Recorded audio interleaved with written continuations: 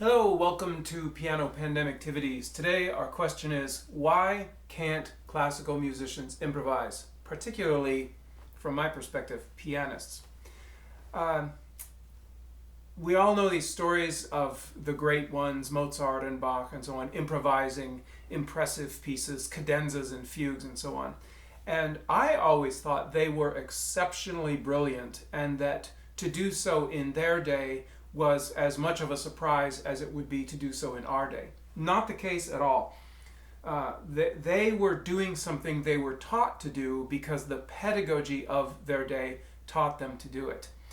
Now, what's interesting, when you try to go back and study improvisation, historic improvisation, you never really find where someone says, and now I will show you exactly how to improvise.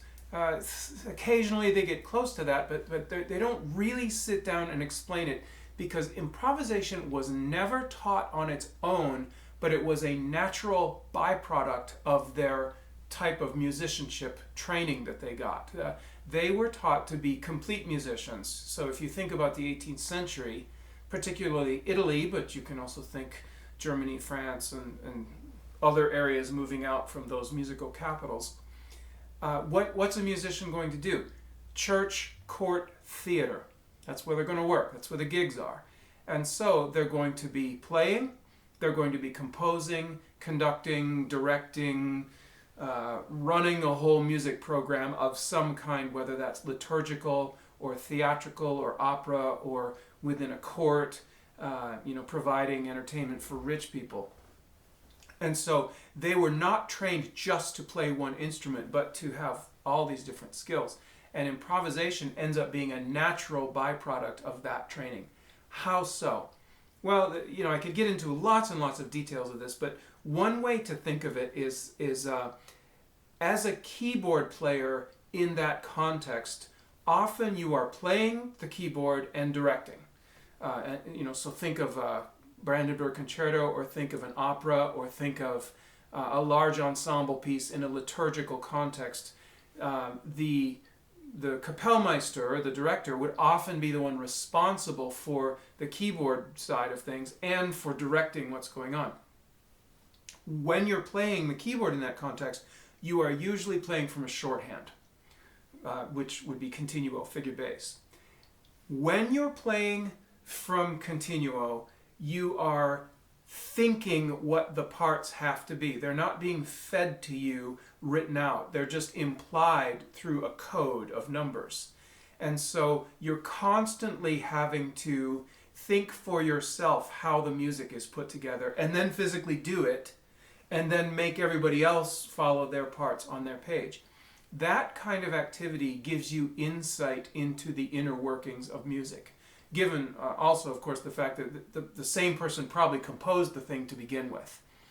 And so that little snapshot of the director at the keyboard making everything happen and seeing everybody else's part in the full score and also playing from a shorthand code, all of that together adds up to a very complete understanding and deep engagement in the language of music. There's more to it than that, but that's a great snapshot to kind of see why they got so good at it. A couple of weeks ago, we did, in my school, we did the Four Seasons with our orchestra and soloists, and I was asked to provide harpsichord playing. So I gave 2 of the concertos to my students, and I played 2 of them. Now our harpsichord, the one we used, is tuned down a half step to A415. So not only were we playing from figured bass, we were also transposing up a half step. I wanted my students to play from figured bass. I didn't want them to play from a realization. I wanted a bigger challenge. I could see everybody else's part, all the string parts. So I could kind of think about, this person's playing these 16th notes and the violas are going chunk, chunk, chunk, and I'm playing these intervals. So I could see everything and hear everything, and I had to think about transposing it, so I had to re-engage with it on a more vigorous level. And I was thinking, like, the viola player over there, they're seeing this one note. They're not seeing what I'm seeing, and so of course the person at the keyboard is getting the deeper experience. So anyway, that was just a couple weeks ago. In particular, speaking of training for these professional positions, the Italian Parlamento tradition taught a systematic approach to the language, the common language of the Baroque. Yes, it differs between different cultures a little bit, but on the whole, it's a pretty cohesive language of the 18th century within that Central European area. In the Italian tradition, taught a systematic approach to almost everything that can happen harmonically by looking at the way the bass moves. The way the bass moves, the various intervals, give rise to different possible harmonizations in the upper voices. And the Parlamento tradition taught that systematically, so that someone trained in that, all they have to do is look at an unadorned, unfigured bass, and they can say, aha, for that particular bass, there are 7 different contrapuntal solutions for the upper voices, and I have all of them memorized in every key. So it was an incredibly powerful tradition. Mozart studied with Padre Martini. Mozart got this training. And what's so interesting is that this Italian tradition from Naples particularly was picked up and taken to the founding of the Paris Conservatory, almost unaltered. They translated it to French, but otherwise they kept it the same. So that entire century of powerful musicianship out of the Paris Conservatory was actually founded on this. So it is not surprising at all. And then by the way, the Warsaw Conservatory, I just learned this the other day. Warsaw Conservatory, the curriculum was taken from the Paris Conservatory. So Chopin is getting the Italian Parlamento tradition third hand. No wonder he was a great improviser. All right. So that's the tradition itself naturally led anybody who was a reasonably good student to be a reasonably good improviser. And so a spectacular talent like Mozart or Chopin would, of course, be a spectacular improviser. All right, factors that brought it down. Several things happened throughout the 19th century that combined to bring down improvisation. One is the idea as the composer as genius instead of composer as artisan. The idea of the composer as artisan is that, yes, they're worthy of distinction and their music is justly famous, but they're like a really great woodworker that works to a very high level of craft and beauty, but still it's the point of woodworking is not that you're amazed at the woodworker, it's to have it in your home and enjoy it. And the same would be true of the 18th century. It's not to be gaga about the composer, it's to have the music in the theater or the church or the court and to enjoy it. So the composer was not as much the focus of the attention in the 18th century. And actually, in the 18th century, there's lots of composers you can't tell apart because they were all working on this common language and they didn't necessarily sound that different until you really, really get to know them. For example, try to tell the difference between kind of lesser known people like Mattheson and Kirchner or something like that. Like you hear a suite or a fugue by them, you would never know who's who. Anyhow, so we went from that, the composer as artisan, to composer as genius. Now the composer has an absolutely unique voice that doesn't sound like anybody else. Think Beethoven, trying to distinguish himself. Think the very distinct sound of Schubert, the very distinct sound of Chopin. Liszt. They don't want to be confused with anyone else. They want to distinguish themselves. So you get this kind of less generic language as the 19th century goes along. It's less generic. So if you were to study to sound and improvise like Schubert, you would not end up sounding like Schumann. Those are two very different sounds. So there's not a common language that everybody is studying all at the same time. So the composer as genius and as individual. Perhaps most importantly is the rise of virtuosity. The piano gets its iron frame.